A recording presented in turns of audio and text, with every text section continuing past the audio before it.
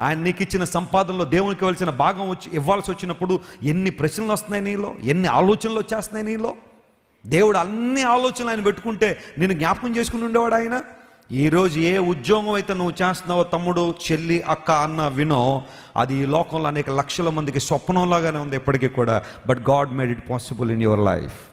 Do you want to be faithful to God? ఈరోజు ఏ ఆరోగ్యాన్ని అయితే నువ్వు అనుభవిస్తున్నావో, ఒక్కరోజు కూడా హాస్పిటల్కి వెళ్ళకుండా ఏ ఆరోగ్యం కలిగి ఉన్నావో, ఇదే ఆరోగ్యం కావాలని కొన్ని వందల మంది హాస్పిటల్ ముందు లైన్లో నిలబడి లక్షల రూపాయలు సూట్ కేసులో పట్టుకుని నిలబడ్డారు. Please give us health. లేదు వాళ్ళకి. ఈరోజు దేవుడు నీకు ఇచ్చిన ఆరోగ్యం ఈ ప్రపంచంలో కొన్ని లక్షల మందికి ఒక మధుర స్వప్నం. ఆరోగ్యాన్ని బట్టి ఎప్పుడైనా దేవుని స్తుతించావా? నీ ఆరోగ్యాన్ని దేవుని సేవలో ఎప్పుడైనా వినియోగించావా?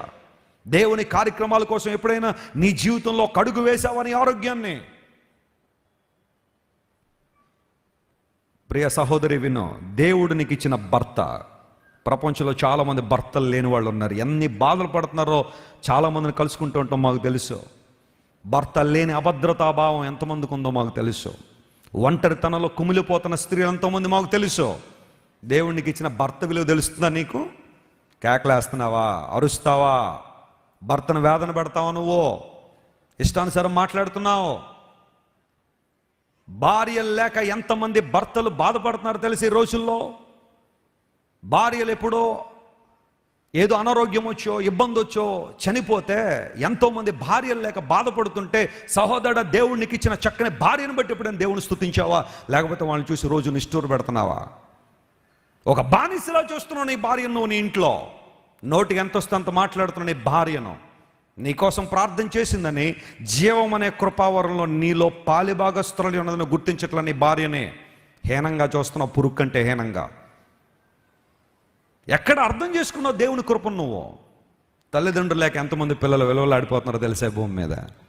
మొన్న 2 పిల్లలు వచ్చి ఏడుస్తున్నారు, అన్న మా 2 తల్లిదండ్రులు కరోనాలో చచ్చిపోయారన్న. రోజు ఎవరు మమ్మల్ని ఆదరిస్తారో తెలియదు, ఎవరు అన్నం పెడతారో తెలియదు. భయంకరంగా ఉంది ప్రతికూల పరిస్థితి. తల్లిదండ్రులు లేని వాళ్ళు ఎంతమంది ఉన్నారమ్మా భూమి మీద? నీకున్న తల్లిదండ్రులు అంటే విలువ ఉందా నీకు? కనీసం రోజులు ఒకసారి వాళ్ళని పలకరించి మాట్లాడుతున్నావా? Mummy I love you, daddy I love you అని చెప్పగలుగుతున్నావా? రేపొద్దున వాళ్ళు దాటిపోయిన తర్వాత మీద పడి ఆడడం కన్నా, దాటిపోయిన తర్వాత ఊరంతా భోజనాలు పెట్టడం కన్నా, బతుకున్నప్పుడు చూడగలుగుతున్నావు నీ తల్లిదండ్రులని. వారిని సన్మానించగలుగుతున్నావా? బైబిల్ చెప్పింది, తల్లిదండ్రులను సన్మానించి వాడు దీర్ఘాయువు పొందుతాడని. స్తోత్రం చెప్పండి. Hallelujah. This is the word of God. Honour your parents. మా మమ్మీ డాడీ మాకు ఏం చేయలేదండి. ఏం చేయాలి? నీకు జన్మ ఇచ్చారు, చాలు. అది స్తోత్రం చెప్పండి. హల్లెలూయా. నువ్వు బతకడానికి ఈ లోకంలో ఎంతవరకు నిన్ను పెంచలేదా తల్లిదండ్రులు? వాళ్ళు ఏదో ఒకవేళ నిన్ను ఏదో ఒక సందర్భంలో నిర్లక్ష్య పెట్టి ఉండొచ్చు. వాళ్ళు కూడా మనుషులే. ఏదో ఒక సందర్భంలో నిన్ను పట్టించిపోయి ఉండొచ్చు. అది మనసులో పెట్టేసుకుని నా తల్లిదండ్రులు నాకు ఏం చేయలేదండి అని ఎదురు తిరుగుతావా? నీకు జన్మనిచ్చారే, ఈ భూమి మీద నువ్వు బ్రతకడానికి అవకాశం ఇచ్చారే. ప్రేమించు తల్లిదండ్రులని. బలహీనతలు బహుశా అందరిలో ఉండొచ్చేమో. Let's love. ప్రేమిద్దాం. తల్లిదండ్రులు లేని వాళ్ళు ఎంతోమంది భూమి మీద ఉన్నారు. ఉన్న తల్లిదండ్రుల కోసం ప్రార్థన చేయి.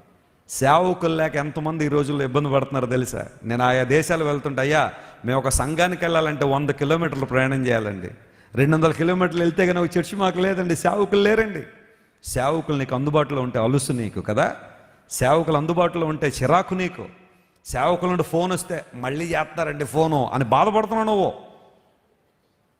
సేవకులు ఏదో ఒక మాట చెప్తే మాకు కుదరదండి పాస్టర్ గారు అంటున్నావు. ఉన్న సేవకుల విలువ నీకు తెలియట్లేదు ఈ రోజుల్లో. ఉన్న వాక్యాల విలువ నీకు తెలియట్లేదు. నేను ఆయా ప్రాంతాలు వెళ్తుంటే వెస్లీ గారు, మీరు తక్కువ లేదంటే 2.5 గంటలు చెప్పాలండి వాక్యం అంటారు వాళ్ళు. 2.5 గంటల వాక్యం మాకు కావాలండి, వాక్యం వినాలండి. కొన్ని సందర్భాల్లో వాక్యం అయిపోయిన మనకి అరగంట అయిపోగానే అమ్మా నడున పోచేస్తుందండి, ఎప్పుడు వదులుతారండి అన్నట్టుగా 10 సార్లు వాచ్లు చూసుకోవడం. ఇంకా అవ్వలేదా? అలా సినిమా దగ్గర ఎప్పుడైనా చూసుకున్నావు తమ్ముడు నువ్వు? సినిమా హాల్లో అప్పుడే అయిపోయిందా 3.5 గంటలు? ఏం తీసాడండి? నీకు అలాంటి వాటిలో సరదా ఇక్కడ ఉంటుందా? దేవుని వాక్యాల్లో ఓ పావు గంట ప్రార్థన ఎక్కువసేపు చేస్తే చాలు, ఎక్కడ లేని మూలుగులు. ఓ సంఘంలో పాస్టర్ గారు వచ్చారట, కొత్తగా దేవుని వాక్యం చేస్తుంటే అందరూ దగ్గుతున్నారట. అందరూ దగ్గుతుంటే ఈయన అనుకుంటే ఇదేంటి ఒకేసారి దగ్గు ఆత్మ వచ్చేసిందంటే వీళ్ళందరికీ సెక్రటరీ గారు పిలిచి, సెక్రటరీ అందరూ దగ్గుతారంటే అది మీరు వాక్యం ముగించమని సిగ్నల్ అండి. అందరూ ఒకేసారి కలగలిపి దగ్గుతూ ఉంటే పాస్టర్ గారు ఏం ముగించాలట? వాక్యం ముగించి మన ప్రియులు దగ్గుతున్నారు కనుక ప్రార్థన చేసుకుందామని ముగించాలట.